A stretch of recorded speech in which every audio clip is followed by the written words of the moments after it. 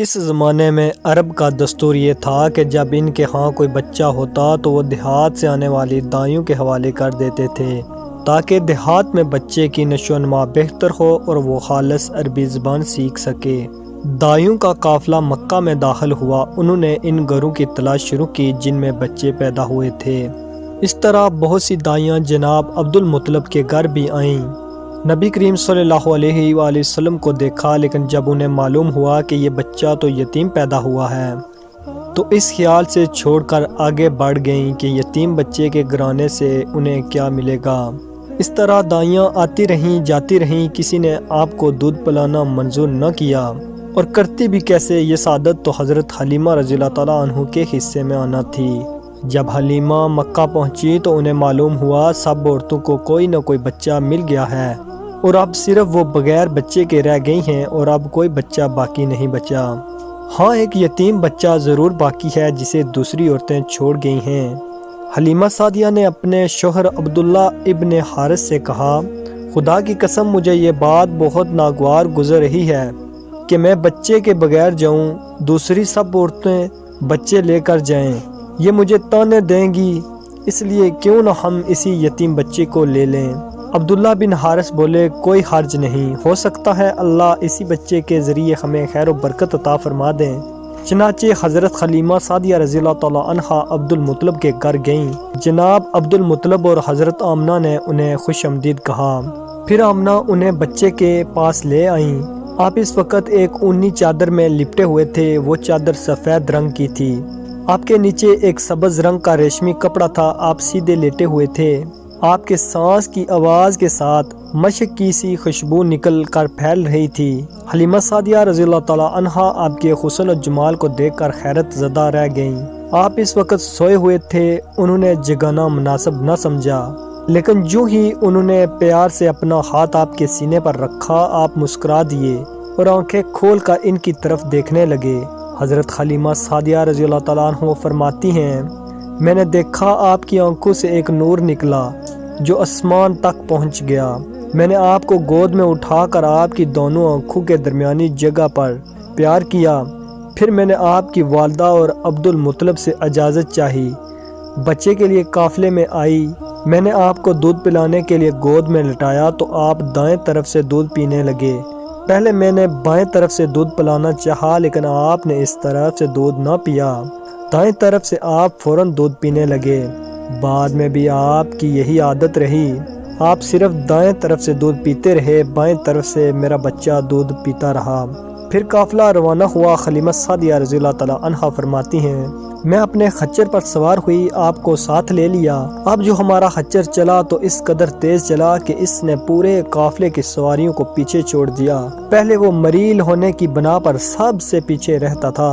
میری خواتین ساتھی حیرانگی سے مخاطب ہوئیں، اے حلیمہ، یہ آج کیا ہو رہا ہے؟ تمہارا خچر اس قدر تیز کیسے چل رہا ہے؟ کیا یہ وہی خچر ہے جس پر تم آئی تھی اور جس کے لیے ایک ایک قدم اٹھانا مشکل تھا؟ جواب میں نے ان سے کہا، بے شک یہ وہی خچر ہے، اللہ کی قسم اس کا معاملہ عجیب ہے۔ پھر یہ لوگ بنو سعد کی بستی پہنچ گئے۔ ان دنوں یہ علاقہ خشک اور قحط زدہ تھا۔ حلیمہ سعدیہ رضی اللہ تعالیٰ عنہ فرماتی ہیں، اس شام جب ہماری بکریاں چر کر واپس آئیں تو ان کے تھن دودھ سے بھرے تھے، جبکہ اس سے پہلے ایسا نہیں تھا۔ ان میں سے دودھ بہت کم اور بہت مشکل سے نکلتا تھا۔ ہم نے اس دن اپنی بکریوں کا دودھ دہویا تو ہمارے سارے برتن بھر گئے اور ہم نے جان لیا کہ یہ ساری برکت اس بچے کی وجہ سے ہے۔ آس پاس کی عورتوں میں بھی یہ بات پھیل گئی۔ ان کی بکریاں بدستور بہت کم دودھ دے رہی تھیں، غرض ہمارے گھر میں ہر طرف ہر چیز میں برکت نظر آنے لگی۔ دوسرے لوگ تعجب میں رہے۔ اس طرح 2 ماہ گزر گئے۔ 2 ماہ ہی میں آپ چلنے پھرنے لگے۔ آپ 8 ماہ کے ہوئے تو باتیں کرنے لگے اور آپ کی باتیں سمجھ میں آتی تھیں۔ 9 ماہ کی عمر میں تو آپ بہت صاف گفتگو کرنے لگے۔ اس دوران آپ کی بہت سی برکات دیکھنے میں آئیں۔ حلیمہ سعدیہ فرماتی ہیں، جب میں آپ کو اپنے گھر لے آئی تو بنو سعد کا کوئی گھر آنا ایسا نہ تھا جس سے مشک کی خوشبو نہ آتی ہو۔ اس طرح سب لوگ آپ سے محبت کرنے لگے۔ جب ہم نے آپ کا دودھ چرایا تو آپ کی زبان مبارک سے یہ الفاظ نکلے، یعنی اللہ تعالیٰ بہت بڑا ہے، اللہ تعالیٰ کے لیے بے حد تعریف ہے، اور اس کے لیے صبح و شام پاکی ہے۔ پھر جب آپ صلی اللہ علیہ وآلہ وسلم 2 سال کے ہو گئے تو ہم نے آپ کو لے کر آپ کی والدہ کے پاس آئے۔ اس عمر کو پہنچنے کے بعد بچوں کو ماں باپ کے حوالے کر دیا جاتا تھا۔ ادھر ہم آپ کی برکات دیکھ چکے تھے اور ہماری آرزو تھی کہ آپ ابھی کچھ اور مدت ہمارے پاس رہیں۔ چنانچہ ہم نے اس بارے میں آپ کی والدہ سے بات کی۔ ان سے یوں کہا، آپ ہمیں اجازت دیجئے کہ ہم بچے کو 1 سال اور اپنے پاس رکھیں۔ میں ڈرتی ہوں کہیں اس پر مکہ کی بیماریاں اور آب و ہوا کا اثر نہ ہو جائے۔ جب ہم نے ان سے بار بار کہا تو حضرت آمنہ مان گئیں اور ہم آپ کو پھر اپنے گھر لے آئے۔ جب آپ کچھ بڑے ہو گئے تو باہر نکل کر بچوں کو دیکھتے تھے، وہ آپ کو کھیلتے نظر آتے، آپ ان کے نزدیک نہ جاتے۔ ایک روز آپ نے مجھ سے پوچھا، امی جان کیا بات ہے؟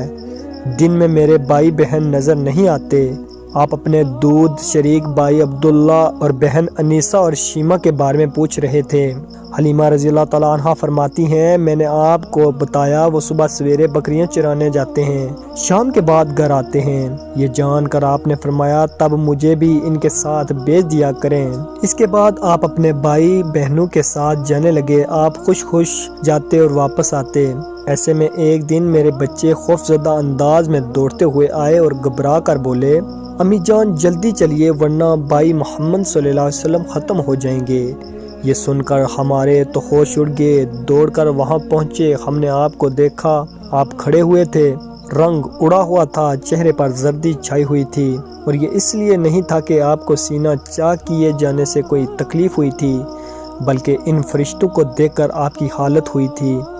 حلیمہ سعدیہ رضی اللہ تعالیٰ عنہ فرماتی ہیں، ہم نے آپ سے پوچھا کیا ہوا تھا؟ آپ نے بتایا، میرے پاس 2 آدمی آئے تھے، وہ سفید کپڑے پہنے ہوئے تھے، وہ دونوں حضرت جبرائیل اور حضرت میکائیل علیہ السلام تھے۔ ان دونوں میں سے ایک نے کہا، کیا یہ وہی ہے؟ دوسرے نے جواب دیا، ہاں یہ وہی ہیں۔ پھر وہ دونوں میرے قریب آئے، مجھے پکڑا اور لٹا دیا۔ اس کے بعد انہوں نے میرے پیٹ چاک کیا اور اس میں سے کوئی چیز تلاش کرنے لگے۔ آخر انہیں وہ چیز مل گئی اور انہوں نے اسے باہر نکال کر پھینک دیا۔ میں نہیں جانتا وہ کیا چیز تھی۔ اس چیز کے بارے میں دوسری روایات میں یہ وضاحت ملتی ہے کہ وہ سیاہ رنگ کا ایک دانہ سا تھا۔ یہ انسان کے جسم میں شیطان کا گھر ہوتا ہے اور شیطان انسان کے بدن میں یہیں سے اثرات ڈالتا ہے۔ حلیمہ سعدیہ رضی اللہ تعالیٰ عنہ فرماتی ہیں، پھر ہم آپ کو گھر لے آئے۔ اس وقت وہ میرے شوہر عبداللہ بن حارث نے مجھ سے کہا، حلیمہ مجھے ڈر ہے کہیں اس بچے کو کوئی نقصان نہ پہنچ جائے، اس لیے اسے اس کے گھر والوں کے پاس پہنچا دو۔ میں نے کہا ٹھیک ہے۔ پھر ہم آپ کو لے کر مکہ کی طرف روانہ ہوئے۔ جب میں مکہ کے بلائی علاقے میں پہنچی تو آپ اچانک غائب ہو گئے۔ میں خواص باختہ ہو گئی۔ مزید ایسی ویڈیو کے لیے ہمارا اسلامک اسٹڈی چینل لازمی سبسکرائب کریں۔ جزاک اللہ۔